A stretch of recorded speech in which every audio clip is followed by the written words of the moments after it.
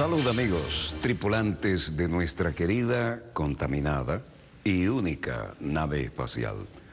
La misma que, desde la última vez que nos vimos por estos medios, ha dado otra vuelta sobre su eje imaginario y, por supuesto, sigue generando acontecimientos en pleno desarrollo.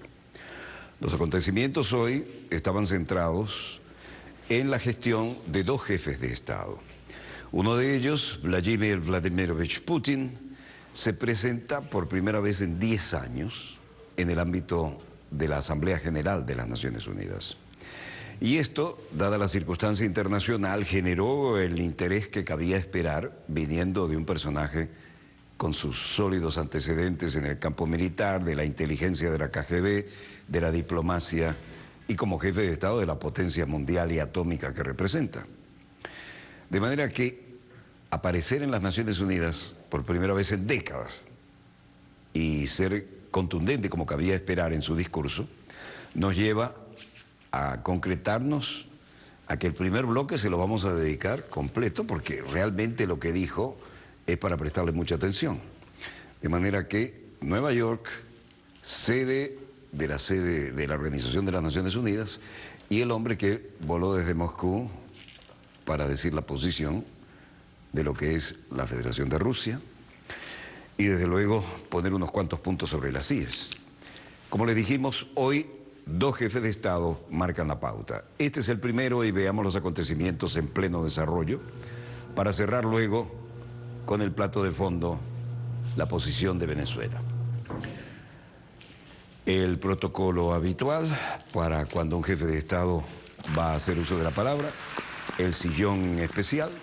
On behalf of the General Assembly, en nombre de la Asamblea General, tengo el honor de dar la bienvenida a las Naciones Unidas al excelentísimo señor Vladimir Putin, presidente de la Federación de Rusia, y a invitarle a que se dirija a la Asamblea. Primera vez en 10 años. Señor presidente,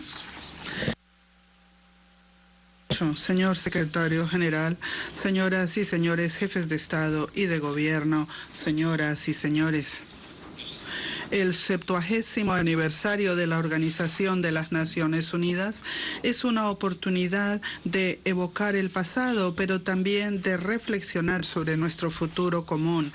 En 1945, los países que vencieron el nazismo unieron sus esfuerzos para sentar bases sólidas para el orden mundial después de la guerra. Me permito recordar que fue en mi país, en Crimea, en Yalta, que las decisiones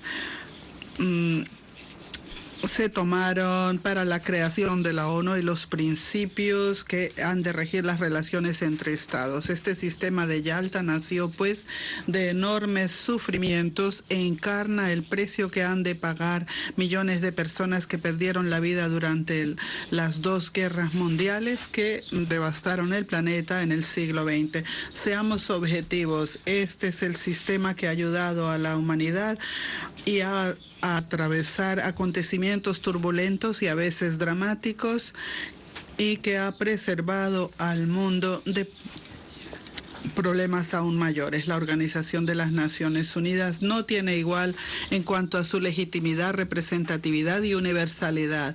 Pues bien, últimamente la ONU con frecuencia es objeto de críticas porque no sería eficaz y porque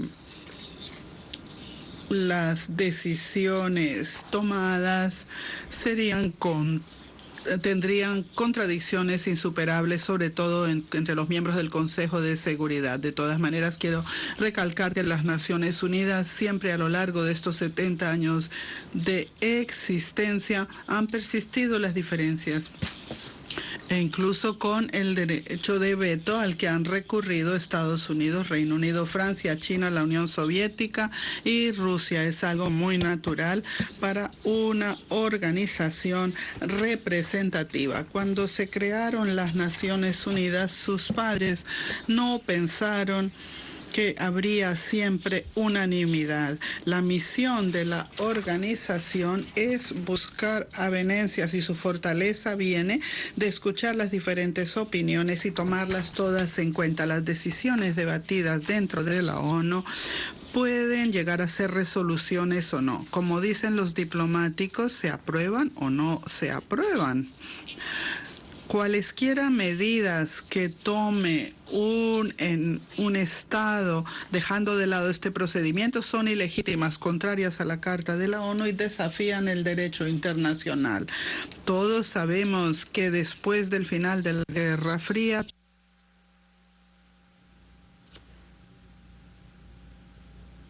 que se encontraron en la parte superior de la pirámide tenían la tentación de pensar que si eran tan fuertes y excepcionales, entonces sabían más que los demás y no tenían que acudir a la ONU, que más bien autorizaría y legitimaría automáticamente las decisiones necesarias, pero que crea obstáculos que realmente estaba en medio del camino. Ahora se dice que en su forma original la organización ya es obsoleta y que ya ha culminado su misión histórica. Naturalmente el mundo está cambiando y la ONU debe ser coherente con esta transformación natural. Rusia está dispuesta a trabajar junto con sus socios sobre la base del consenso, pero consideramos los intentos de socavar la legitimidad de las Naciones Unidas como sumamente peligrosa. Pueden llevar a un colapso de toda la arquitectura de las relaciones internacionales. Efectivamente, entonces no quedarían ya otras normas que las de la fuerza. Tendríamos un mundo dominado por el egoísmo en lugar del trabajo colectivo, un mundo cada vez más caracterizado por el dictado que por la igualdad. Habría menos democracia y libertad genuinas. Un mundo con estados realmente independientes quedaría reemplazado por un número creciente de protectorados de facto y territorios controlados externamente. ¿Cuál ha sido ¿qué es el estado de soberanía después de todo que tanto se menciona aquí? Básicamente se trata de la seguridad y el derecho a escoger libremente el futuro para cada persona, nación o estado. Y lo mismo, colegas, en cuanto a la cuestión de la llamada legitimidad de la autoridad del Estado. No hay que jugar con las palabras, no hay que manipularlas. Cada término en el derecho internacional y en los asuntos internacionales debe ser claro, transparente y con criterios que se entiendan de manera uniforme. Somos todos diferentes y debemos respetarlo. Nadie tiene que conformarse a un único modelo de desarrollo que alguien haya reconocido de una vez por todas como el único correcto. Todos debemos recordar lo que nos ha enseñado el pasado. Recordamos también algunos episodios de la historia de la Unión Soviética, los experimentos sociales para la exportación, los intentos de empujar a favor de cambios dentro de otros países sobre la base de preferencias básicas ideológicas que con frecuencia llevó a consecuencias trágicas y a la degradación en lugar de al progreso. Sin embargo, parece que lejos de aprender de los errores de otros, todo el mundo sigue repitiéndolos. Así pues, la exportación de revoluciones, esta vez llamadas democráticas, continúa. Baste con ver la situación en el Oriente Medio y en el norte de África, como lo han mencionado oradores anteriores. Desde luego, los problemas políticos y sociales en esa región han estado creciendo durante largo tiempo y, naturalmente, las personas de allí querían cambios. Pero, ¿cómo resultó en realidad la situación? En lugar de lograr reformas, a una interferencia extranjera agresiva ha resultado en una destrucción flagrante de las instituciones nacionales y del estilo de vida, en lugar del triunfo de la democracia y el progreso. Lo que tenemos es violencia, pobreza y desastre social. Y a nadie le importan los derechos humanos, incluido el derecho a la vida. No puedo dejar de preguntar a quienes causaron la situación, ¿se dan cuenta ustedes ahora de lo que han hecho? Pero me temo que nadie vaya a responder. Efectivamente, las políticas basadas en el engreimiento y en la convicción del carácter excepcional propio y la impunidad nunca se han abandonado.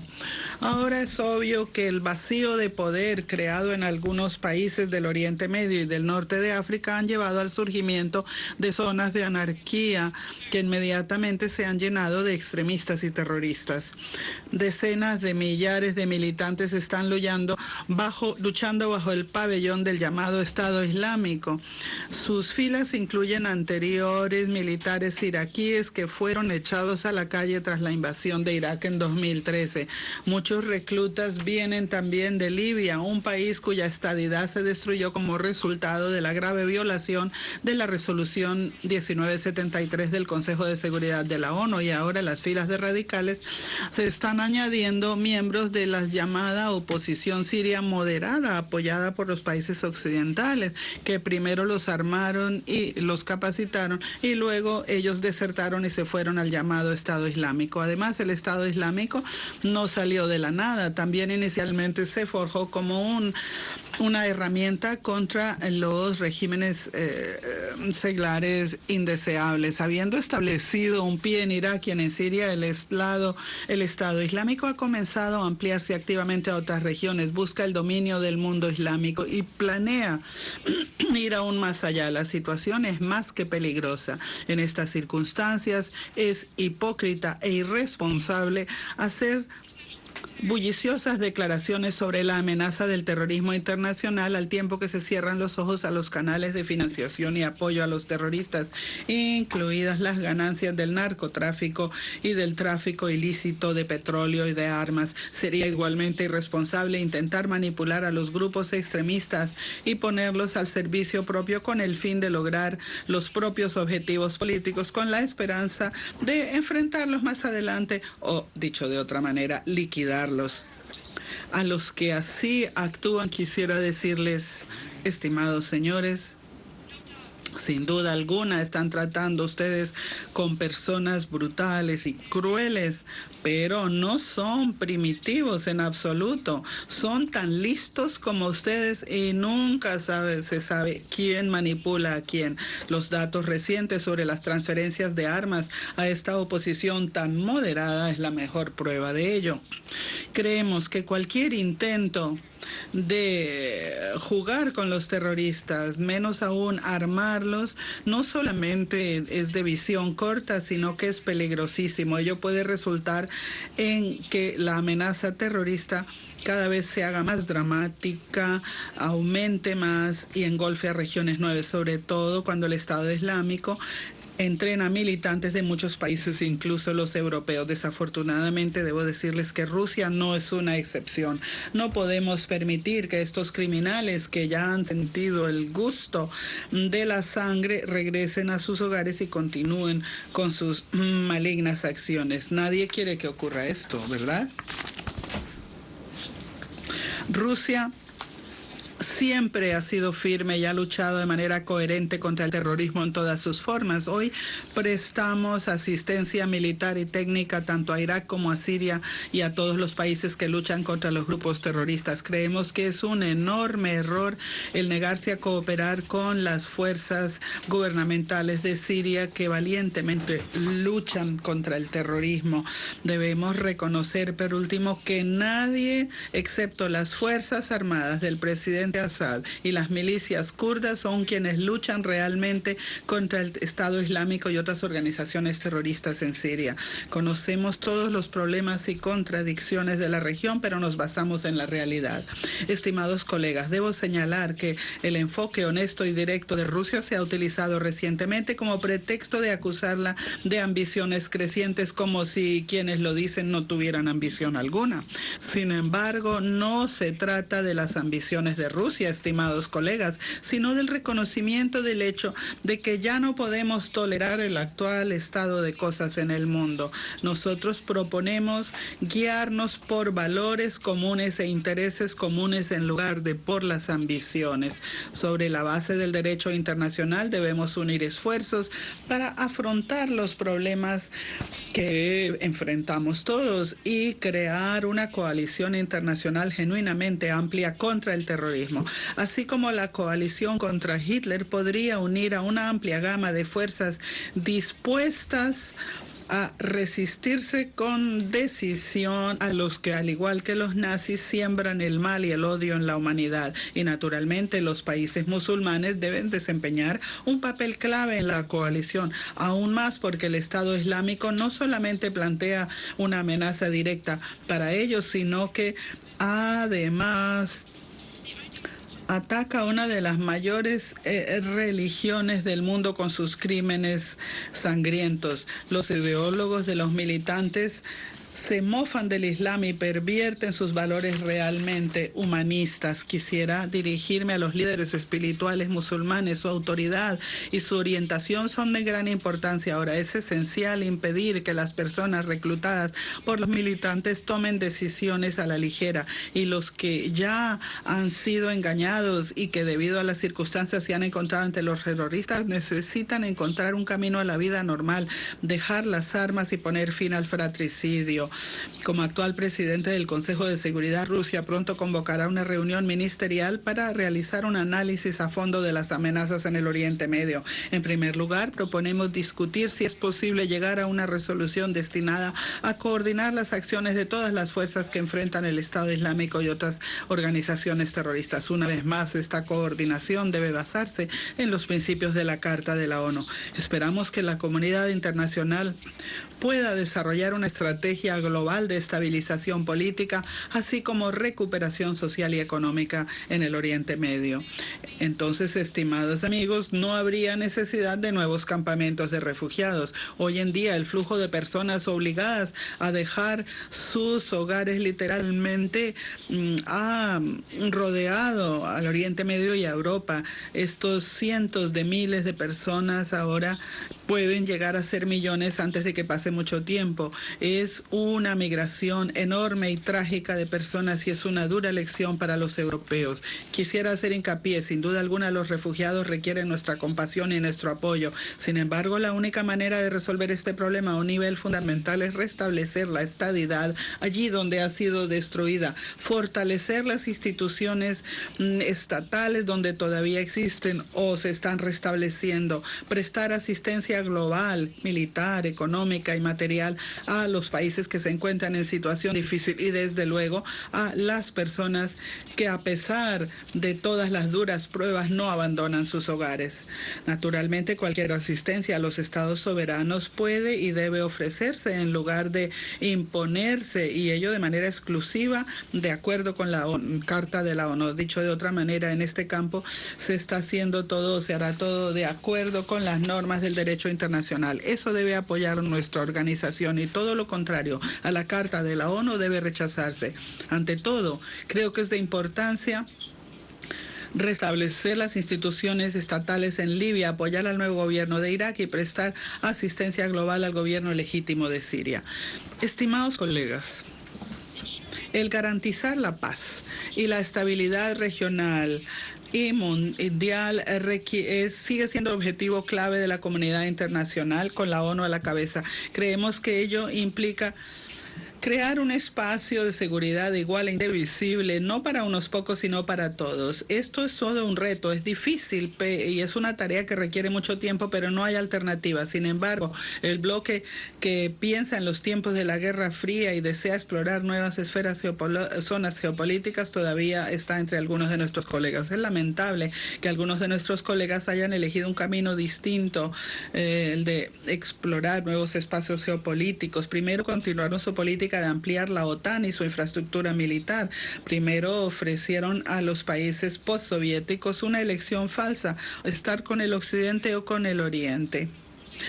Más pronto o más tarde esta lógica de enfrentamiento tenía que desencadenar una grave crisis geopolítica, y exactamente esto es lo que ocurrió en Ucrania, en donde el descontento de la población con las autoridades de ese momento se utilizó y se orquestó desde fuera un golpe militar que dio lugar a una guerra civil.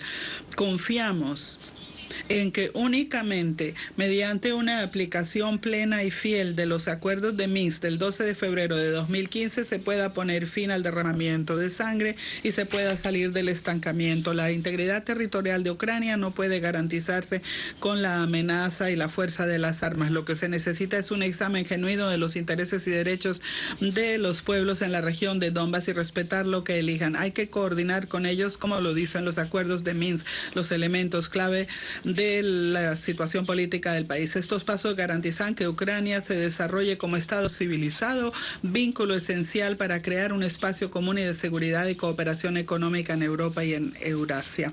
Señoras y señores, he mencionado este espacio común de cooperación económica a propósito. No hace mucho parecía que en la esfera económica, con sus leyes de mercado objetivas, aprenderíamos a vivir sin líneas divisorias, construiríamos de manera transparente y conjunta normas, incluidos los principios de la OMC, estipulando la libertad de comercio, inversión y la competencia abierta. Sin embargo, hoy en día, sanciones unilaterales desacatan la Carta de la ONU y se han hecho comunes. Además de buscar objetivos políticos, estas sanciones sirven como medio de eliminar a los competidores. Quisiera señalar otra señal del egoísmo económico creciente. Algunos países han creado asociaciones económicas cerradas y exclusivas, negociándose su establecimiento tras bambalinas y en secreto respecto de los propios ciudadanos del país, el público en general y otros países.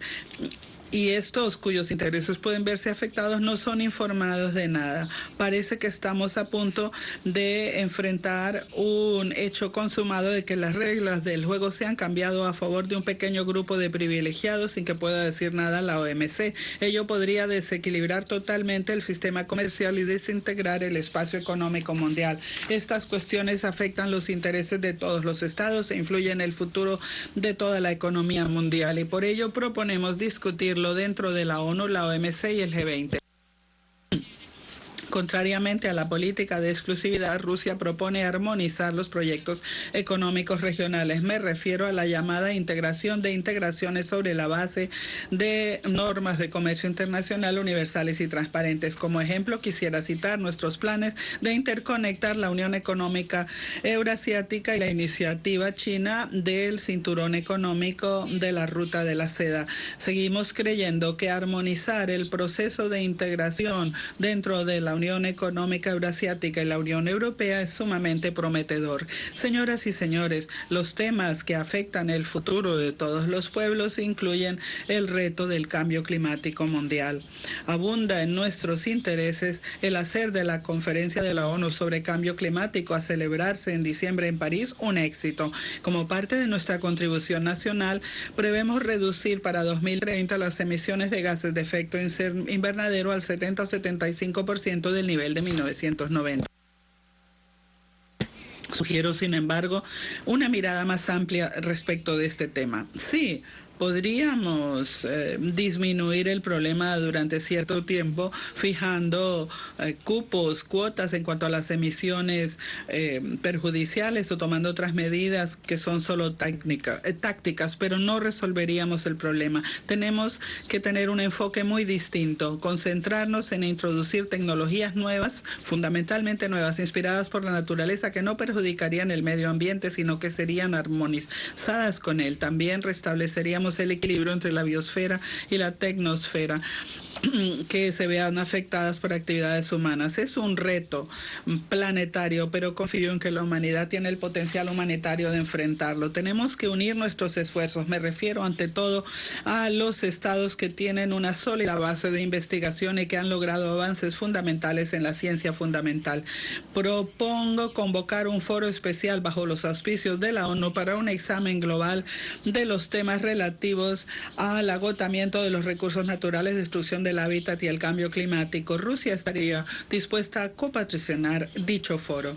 Señoras y señores, colegas, fue el 10 de enero de 1946 en Londres que la Asamblea General de las Naciones Unidas se reunió para su primer periodo de sesiones. El señor Zuleta Ángel, diplomático colombiano y presidente de la comisión preparatoria, declaró abierto el periodo de sesiones, dando lo que creo fue una definición concisa de los principios básicos que debería seguir la ONU en sus actividades, a saber, el libre albedrío, desafío de los trucos y los planes malignos y espíritu de cooperación. Hoy sus palabras deben guiarnos a todos. Rusia cree que el enorme potencial de la ONU que debe ayudarnos a evitar otro enfrentamiento mundial y a lograr una cooperación estratégica.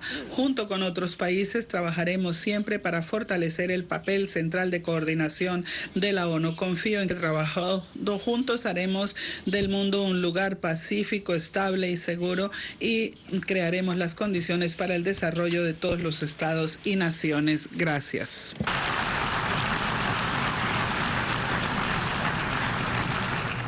Primera vez en 10 años que aparecía Vladimir Vladimirovich Putin en la sede de la ONU.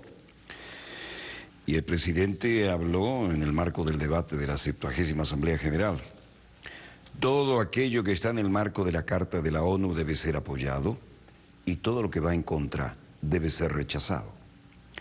Durante su intervención en el marco de la ONU, condenó las acciones de países que optaron por la vía violenta y la intervención en países como Siria. Dijo, últimamente se pueden escuchar muchas críticas contra la ONU, comentando a lo largo de la historia de las decisiones del organismo se han visto ensombrecidas por las dificultades y ausencias de consenso, ante todo en el marco del Consejo de Seguridad de la ONU, ¿no?, donde tiene un asiento permanente Moscú. Resulta imposible seguir aguantando el orden mundial que hay actualmente precisamente en el mundo. Algunos países han empezado a pensar que si son fuertes, pueden ignorar a la ONU. Algunos países han comenzado a pensar que si son fuertes, pueden ignorar a la ONU. Así lo dijo, criticando las decisiones, y agregó, la injerencia agresiva causó la destrucción total y la catástrofe social. Según Putin, el vacío creado en el Medio Oriente y en el norte de África por ciertos actores extranjeros tuvo como resultado precisamente la aparición del Estado Islámico. Y ha puesto el dedo en la llaga en una cantidad de puntos, ¿no? Quiero dirigirme a todos aquellos que ayudaron desde fuera a avivar los conflictos en el Oriente Medio y en África. ¿Se dan cuenta de lo que han hecho? Esa pregunta quedó flotando intensamente en el ambiente, ¿no? Los ideólogos de los yihadistas se burlan del Islam, lo desfiguran, insistió Putin. Propuso crear una amplia coalición internacional contra los terroristas, basándose en ambiciones y valores comunes como el derecho internacional. Y según él, es necesaria una resolución para coordinar todas las fuerzas que se oponen al Estado Islámico, pero basadas en el marco y la Carta de la ONU. Bueno, para hacer la primera aparición en 10 años, ha dejado muchas interrogantes, muchos desafíos y muchas afirmaciones contundentes. Este hombre marcó la pauta de la jornada en el ámbito de la Organización de las Naciones Unidas. Pero también hubo otro personaje internacional que marcó la pauta informativa de nuestra jornada. Vamos a hacer un breve corte y volvemos con más acontecimientos en pleno desarrollo. No se vayan, ya volvemos.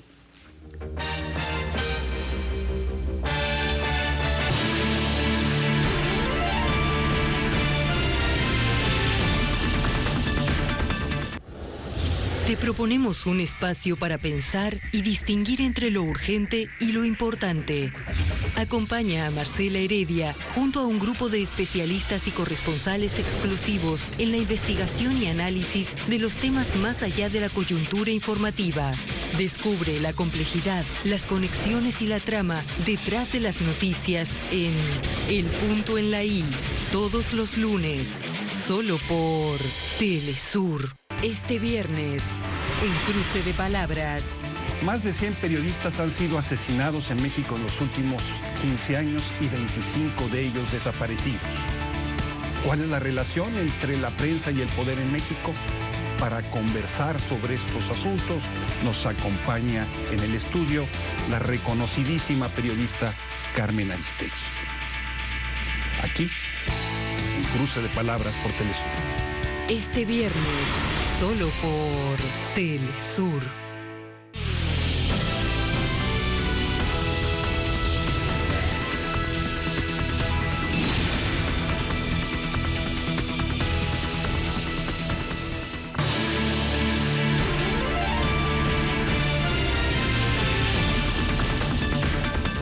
Volvemos con más acontecimientos en pleno desarrollo y el otro hombre que fue noticia en la jornada es el mandatario constitucional de la República Bolivariana de Venezuela, el presidente Maduro Moros, quien dijo hoy como jefe de Estado que llamó a todo el pueblo de Venezuela a cumplir con los objetivos de milenio entre 2015 y 2030.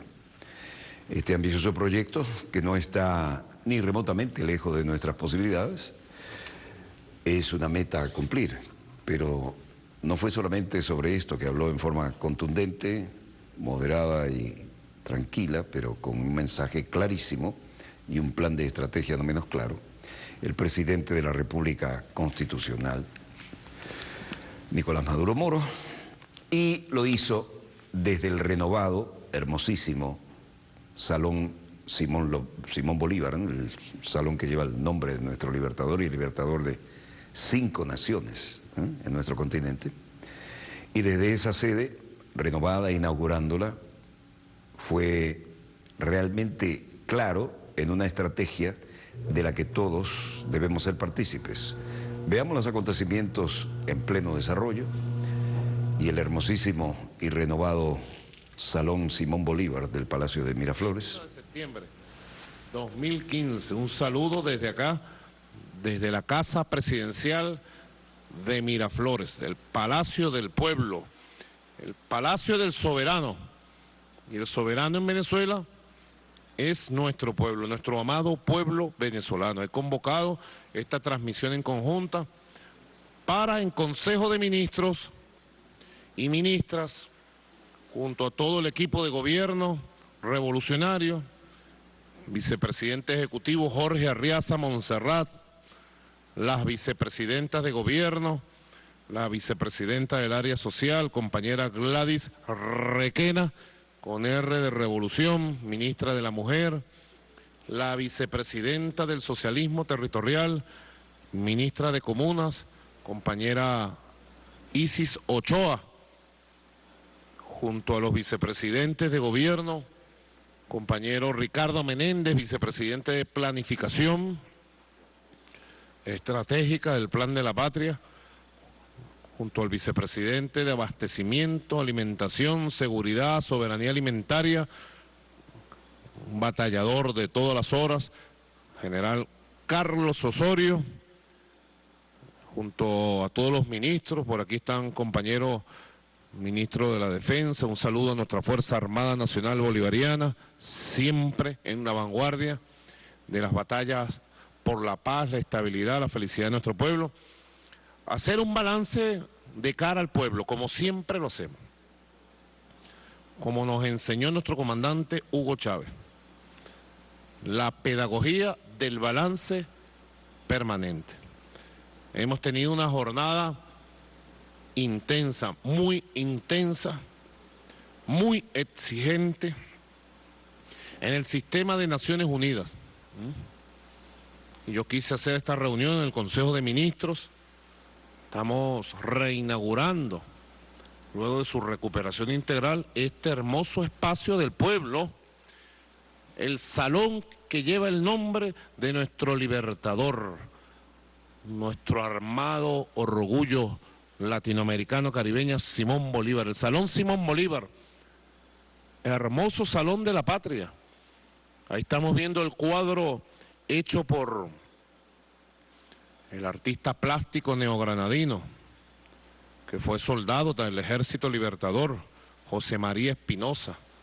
Es un cuadro patrimonial, es una obra de arte nuestra americana, pintada en Colombia.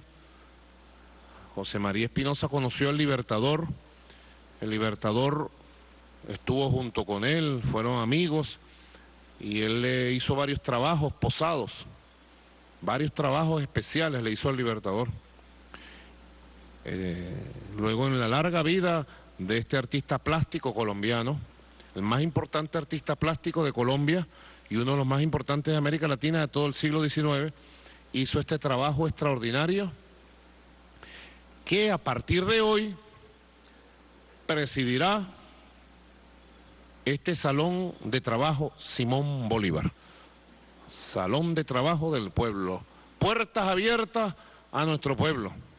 Como todos sabemos, son salones de un palacio que es del pueblo.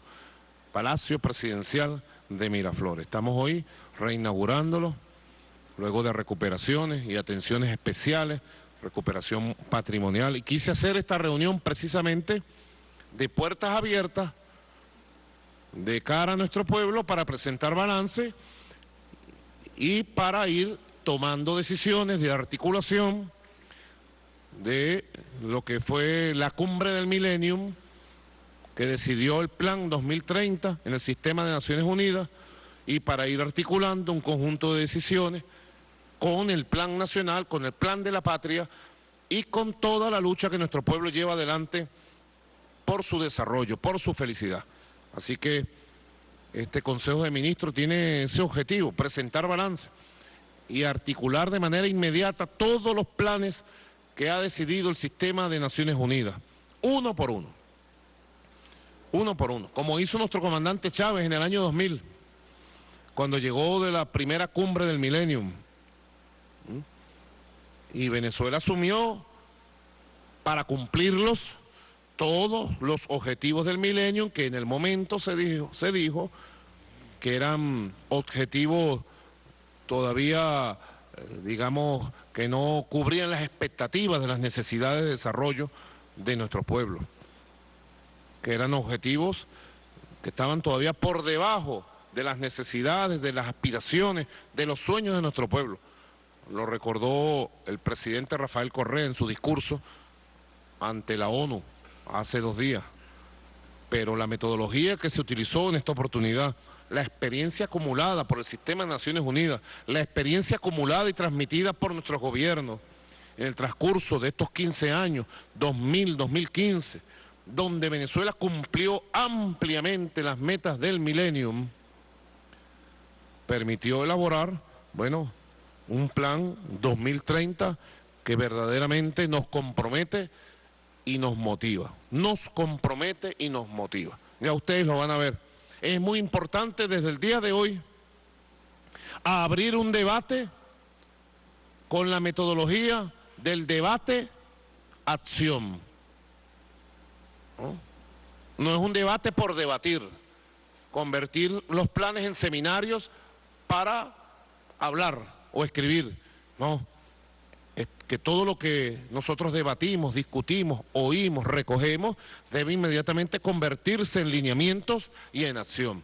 Y la acción transformadora, la acción constructiva, la acción que crea, la acción que cambia condiciones de vida de nuestro pueblo. Así que convoco a todo el país, a toda Venezuela, a todos los movimientos sociales, consejos comunales, comunas, VC, CLP, al Gran Polo Patriótico, a las fuerzas democráticas de este país. Convoco a todas las universidades, al movimiento estudiantil, maestros, profesores, los convoco a una gran jornada de estudio, conocimiento, a una gran jornada de debate, pero sobre todo a una gran jornada de compromiso con los 17 objetivos 2030 que ha definido el sistema de Naciones Unidas. Una gran jornada. Por eso invité al secretario del Consejo de Derechos Humanos, Larry Deboe. Larry, quien viene haciendo un extraordinario trabajo de consulta y elaboración del Plan Nacional de Derechos Humanos en Venezuela. Yo quisiera que Larry, bueno, nos comparta un poco desde la metodología de la participación, acción de la consulta nacional, cómo marcha el Plan Nacional de Derechos Humanos y además cómo podemos articular en el Plan Nacional de Derechos Humanos, podemos articular de inmediato y con mucha fuerza creadora este Plan 2030 aprobado por Naciones Unidas. Larry, bienvenido. Sí, bueno, buenas noches, presidente, compañeros, compañeras. Siguiendo los lineamientos, desde el pasado 15 de julio, abrimos un debate nacional sobre el tema del Plan Nacional de Derechos Humanos, que permitiera recoger la opinión de nuestro pueblo sobre cuáles deben ser las políticas que desarrolle el Estado venezolano en los próximos años para, bueno, consolidar lo que ha sido una política exitosa, como es la política para la garantía y el respeto a los derechos humanos. Generamos diversos mecanismos, diversas alternativas para ese proceso de consulta. Se puso a disposición una página web donde toda la población venezolana pudo y puede todavía acceder al documento del Plan Nacional de Derechos Humanos. Se hizo un formulario de encuesta online en Internet para que la población pudiera opinar sobre cuáles son las políticas que debíamos implementar en esa materia. Y se han venido desarrollando en todo el país un proceso de debate, de asamblea, con todos los sectores. La invitación que se ha realizado ha estado abierta a todos los sectores de nuestra sociedad, sin ningún tipo de exclusión de ninguna naturaleza. Quien ha decidido no participar en el plan, en la discusión del plan, lo ha hecho por decisión, por voluntad propia. Y bueno, ese proceso nos ha permitido recabar la participación de más de 160.000 personas en todo el país, que han dado propuestas para fortalecer esa iniciativa que en nuestro país construyó, esa propuesta original que se sometió a la discusión de toda la sociedad. Esto me recuerda cuando hicimos la Constitución de la República Bolivariana de Venezuela. Éramos más jóvenes que ahora. 1999, por aquí está la constituyente Iris Varela, la constituyente Desiree Santos Amaral, de las que puedo ver aquí, ¿verdad? Jesús Martínez no fue constituyente oficial, pero estuvo en la redacción de la Constitución, recuerdo, de los derechos sociales. Don Jesús Martínez. Y bueno, todos fuimos constituyentes, ¿no? Clara estaba en sus pueblos indígenas. ¿Qué edad tenías tú, Clara, en 1999?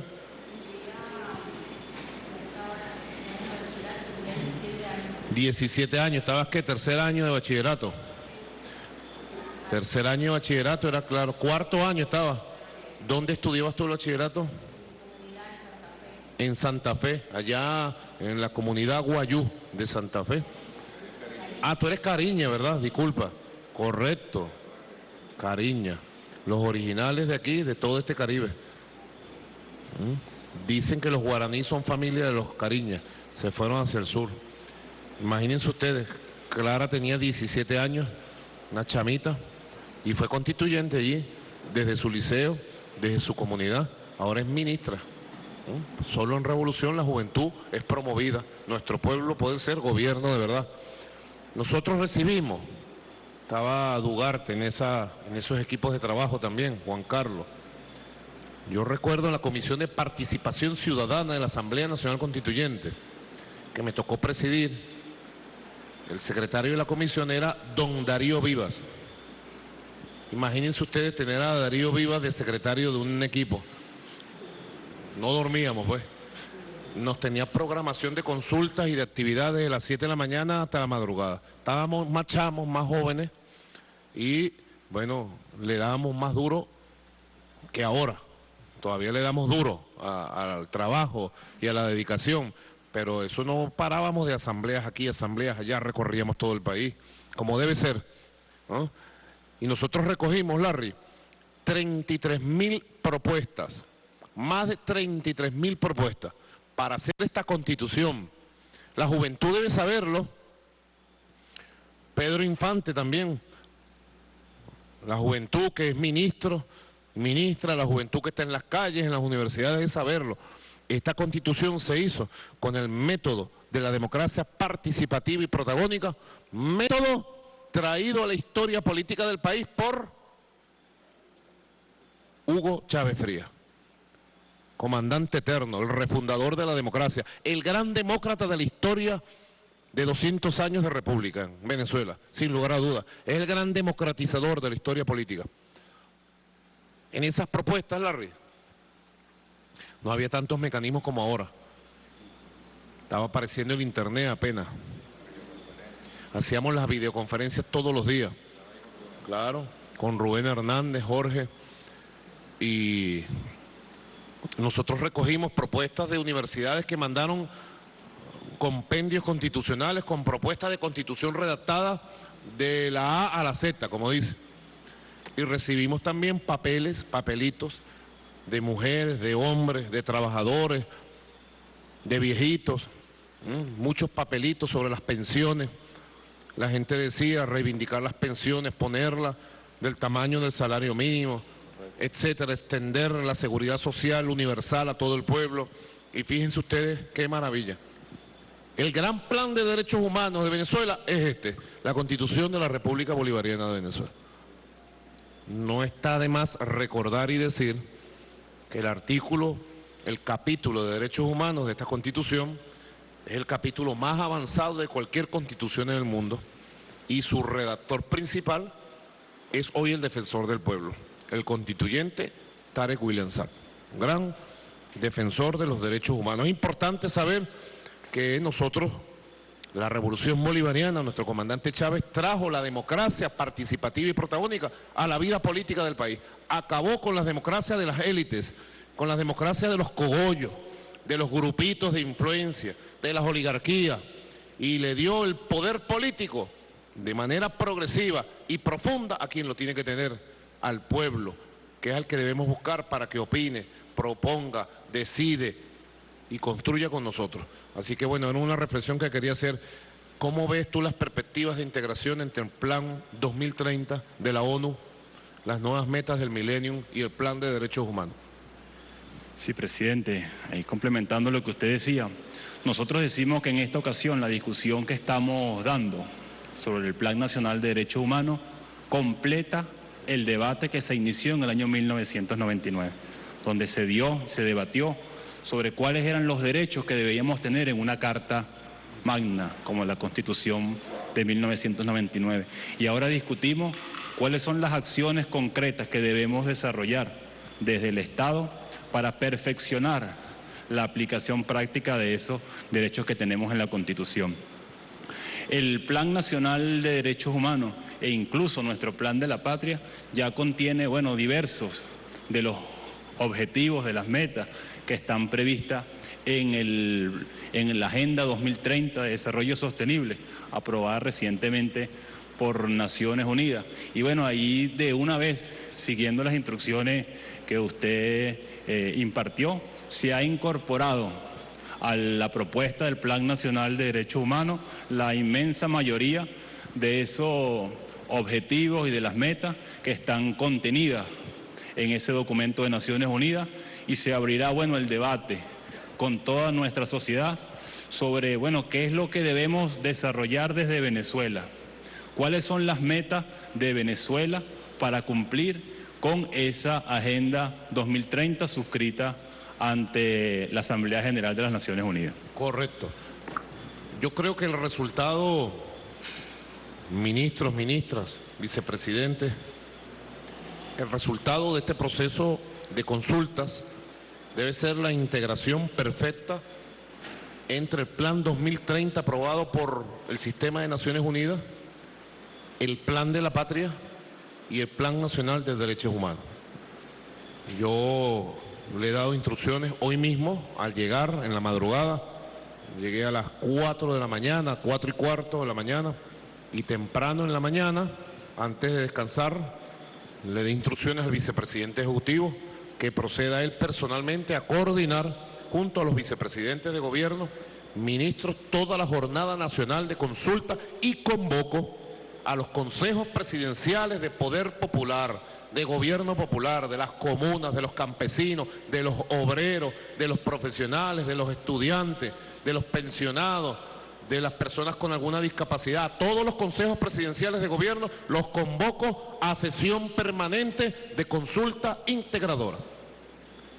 Y he dado instrucciones de si es necesario mandar una reforma integradora para ampliar los derechos y la visión del Plan de la Patria e integrar los nuevos objetivos del Millennium, proceder a una reforma de la ley que convirtió al Plan de la Patria en Ley General de la República ante la Asamblea Nacional y que se debata en la Asamblea Nacional.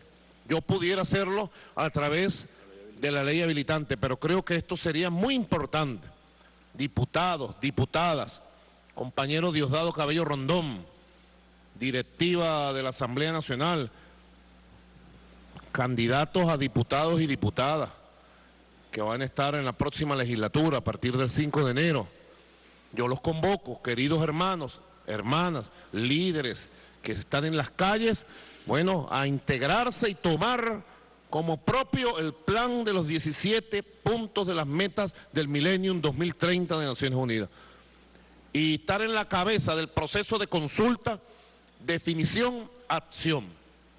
Porque nosotros no vamos a hacer una consulta por razones académicas, que sería, en el marco de un programa de estudio, sería una meta muy loable, ¿no? De pronto en una escuela de alguna de las universidades, una consulta académica es válida. Nosotros cuando hacemos una consulta es para perfeccionar la acción, es para perfeccionar las políticas en la práctica, concreta, medible, para mejorar, para asumir la crítica, la autocrítica. Y como dice Clodovaldo Hernández, no peinar el espejo, sino peinarse uno mismo. Ya vamos a leer a Clodovaldo, en un artículo extraordinario de Clodovaldo Hernández en el periódico 4F, miren, el mejor semanario que tiene Venezuela y creo que tiene América Latina y el Caribe hoy por hoy. Aquí está la portada del domingo, por un mundo sin guerra y sin desigualdad. Y ahí hacen un comentario, una reseña del discurso en la clausura de la Cumbre del Millennium en Naciones Unidas el domingo pasado, el domingo 27, el día de la luna roja, la luna hermosa, roja, rojita, ¿verdad? Nos encontró la luna roja en Nueva York. Aquí está, aquí hay un artículo muy bueno de Clodovaldo Hernández. Excelente. Como estamos calienticos, vamos a leerlo, no lo vamos a dejar para después, ¿no? Clodovaldo escribe una columna a página entera llamada 4 paradojas. El primer elemento de reflexión se llama en la frontera. Normalizar no es anormalizar. Extraordinario la reflexión. Lo voy a leer con el permiso de ustedes, con la venia de usted, secretario de Derechos Humanos, por favor. Dice Clodovaldo, valga el paréntesis, ¿no?, del ritmo de acción de este Consejo de Ministros. Dice, en la frontera normalizar no es anormalizar. Fue muy importante la explicación que el presidente Nicolás Maduro dio acerca de lo que debe entenderse por la expresión, comillas, normalización progresiva de la frontera. Aquí tenemos al ministro Izquierdo Torres, ministro de la Frontera de Paz, constructor de frontera de paz. La expresión normalización progresiva de la frontera que resalta como uno de los compromisos suscritos por el jefe de Estado y su homólogo colombiano Juan Manuel Santos en su encuentro de Quito. Fue importante porque en su uso corriente, la idea de volver a la normalidad se refiere a que las cosas sean como habitualmente son, como siempre han sido, sin que necesariamente esto suponga que se hagan de manera correcta. En el caso de la frontera esto conduce a una paradoja, dice Clodovaldo Hernández. Casi todo lo que pasa cotidianamente en esos espacios es anormal, anómalo, aberrante, de modo que si normalizar significa el restablecimiento de ese orden de cosas equivaldría, comillas, a volver a la anormalidad. Es decir, que la normalización podría terminar siendo una anormalización. Inteligente, Clodoaldo, ¿verdad? La explicación del presidente despejó esta inquietud, pues dejó claro que el gobierno bolivariano no va a permitir que se reanude el estado general de anomia que se había instaurado en los puntos de contacto más calientes entre Colombia y Venezuela, sin haber realizado mediciones científicas por mera intuición política. Puede afirmarse que el apoyo popular a las medidas de saneamiento integral de la frontera tenderán a consolidarse si se cumple escrupulosamente este lineamiento presidencial. Es así. El concepto de normalización progresiva es mejor el concepto de transformación profunda y construcción de una nueva frontera. Para nosotros la normalización es ir a un estado nuevo en la frontera. Ahora, eso es responsabilidad de todos. Es responsabilidad de usted, querida compatriota que me escucha, estimado compañero, compatriota que me escucha en la frontera. Es responsabilidad de la familia, del hombre, de la mujer, del revolucionario, del patriota, del humanista, del que quiere su tierra, su patria, su familia, del que aspira que su niño pequeño, que su nieto, que su hijo, que su hija crezca en una frontera donde se pueda vivir en paz, con decencia, donde no prive el paramilitar, donde no prive y domine el narcotraficante, donde se acabe las prácticas mafiosas del secuestro, el descuartizamiento, el esclavismo sexual, ¿verdad? Ahora, ¿quién va a hacer eso? Lo tiene que hacer un pueblo, en unión cívico-militar. Tremendo esfuerzo está haciendo nuestra Fuerza Armada. Una batalla gigantesca. Yo pido un aplauso para nuestra Fuerza Armada Nacional Bolivariana.